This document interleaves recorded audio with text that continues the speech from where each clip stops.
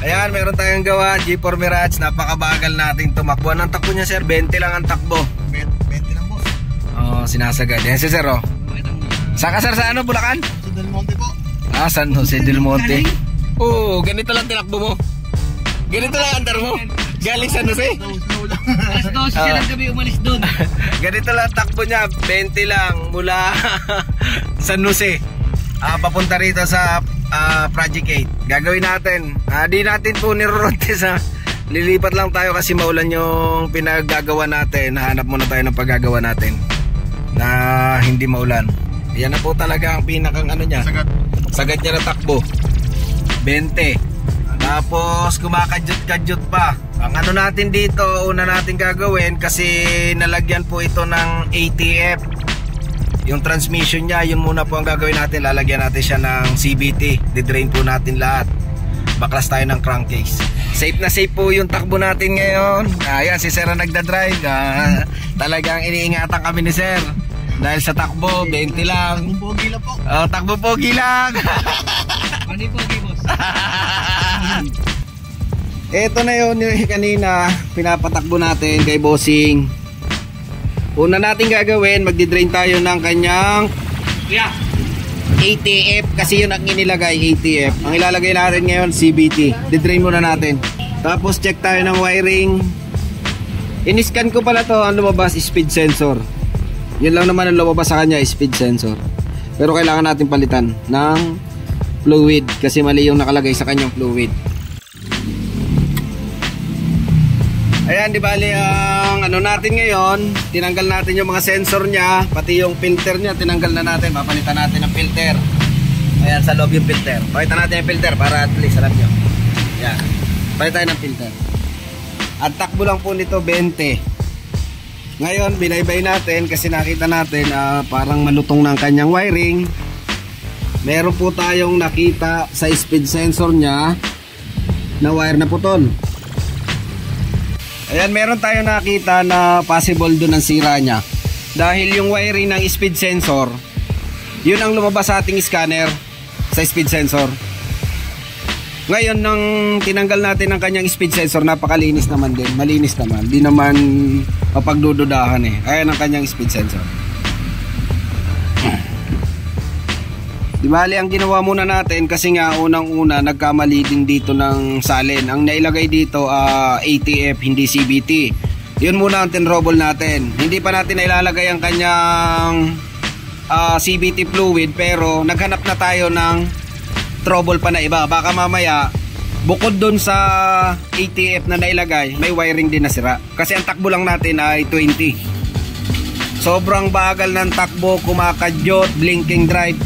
Nang binaybay natin ang kanyang wiring, ayan, ayan. Pakita ko sa inyo. Ito yung naputol. Halos tumatama kasi sa bakal to, ayan o.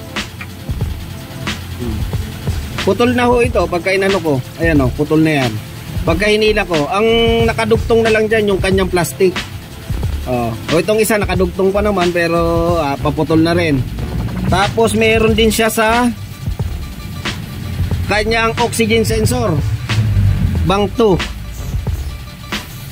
Andito rin yung problema niya. Ang ginawa lang dito sa kanya, ang check engine tinakpan na lang sa dashboard ng electrical tape. Pero sa kanyang ano dito, sa pagbasa natin, yung kanyang ano din oxygen sensor number 2, meron din problema sa wiring. Ayan halos putol din. Oo. Okay na. Mamaya update ko kayo pag road test natin.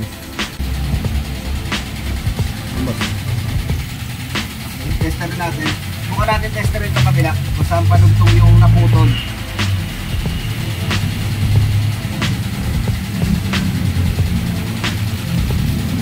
Ayan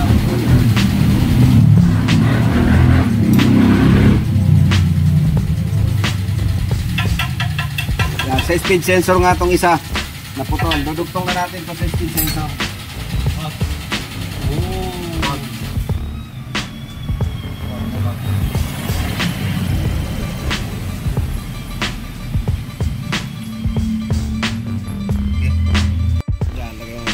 Isa-isay mo lang. Lagay ka muna sa neutral. Yan. Reverse. Hintay mo lang. Neutral. Yan. Drive.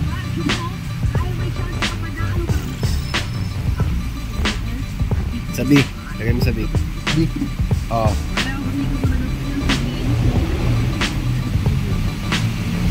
Lagay mo sa D.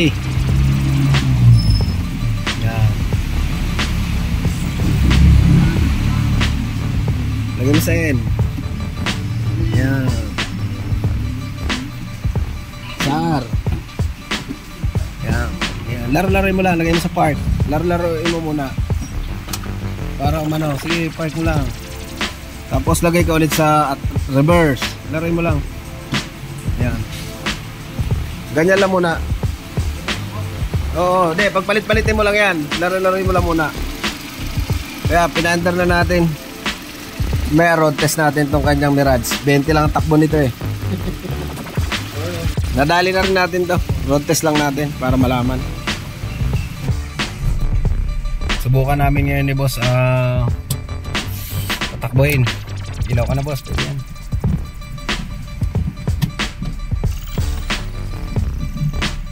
Road test natin kanina, takbo ni boss 20. Dito ka boss ulit sa pababa. Traffic and disaster. Pag ano na ka boss? Oo, pag ano no. Traffic kasi yan dyan boss. Hindi tayo makaka-road test.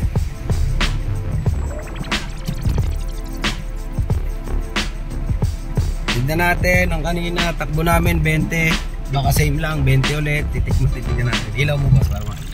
Ilaw. Ayan, makakita ko yung ano. Tignan namin ni boss. Eco mode na boss. Okay, nag-eco mode na. Nag-eco mode na. Yung eco mode niya, blinking, Okay na. drive, blinking. Nag-eco mode na boss. Tama. Tapos, ang takbo namin kanina, 20 lang, kadyot-kadyot. Boss, subukan mo nga boss. Kaya tawin ko boss. Oo, may hams lang sa unahan. Oo, may hams lang dyan boss. Pero kaya anong masabi mo kanina natin? Napakabis ngayon boss. Nakaiba. Oo. Mukhang nadali na naman ni boss. Master Chalikot ah. Di ba ka talaga master? Thank you. Mga idol ka ba master? Idol ka na kita. Natalo mo sa eco mode boss oh. Tumitirme. Ayan. O di ba boss? Anong nangyayari sa eco mode mo? Pirme na boss. Dati, Wala yun boss. Blink blink. nagbi-blink. Tapos ang takbo ngayon. Isang piga lang oh. Parang milyon oh. Oh? Ayan. Sayang. Sala, di na transmission. Ha? Hindi yung transmission sa yung bulb body. Ah. Hindi nakatipid. Nadadali. Nadadali kay boss. Kanina mula shop hanggang dito sa natin, inarya natin. Napakabagal namin, hanggang 20 lang. Tapos ayato ko na po so. Oh. Ulit oh. Makadali. Mamakakita tayo. Inataw ni boss eh, nakasalubog namin yung motor Hindi, eh. sarap ang kamo ng sarapan. Nasarapan si boss. Namiss kita kung ganito po eh. 60. Nabis ni boss yung takbo raw na mapapa 60 mo sa ganitong ano pa lang. Isang piga lang. Hato agad. Oo, sampiga lang, hatawagan. Ayun, meron na naman tayong nadali. G4 Mirage. Anong year model nito boss? 2017 boss. 2017. Dito boss, maniobra ka na dyan. Blinking drive. Tapos ano pang nangyayari? Nagbi-blink din yung eco mode. Kakadyot-kadyot. Hanggang 20 ang takbo. Ayan. Wala na yung kadyot. Nawala na yung kadyot. Okay na, response. Nagre-response na yung makina niya pagka inapakan mo. Ang nakita natin yung kanina, yung mga putol na wiring. Tapos nagpalit din tayo ng kanyang CVT kasi ATF daw yung dating nailagay. Ngayon mas, smooth ang takbo ah.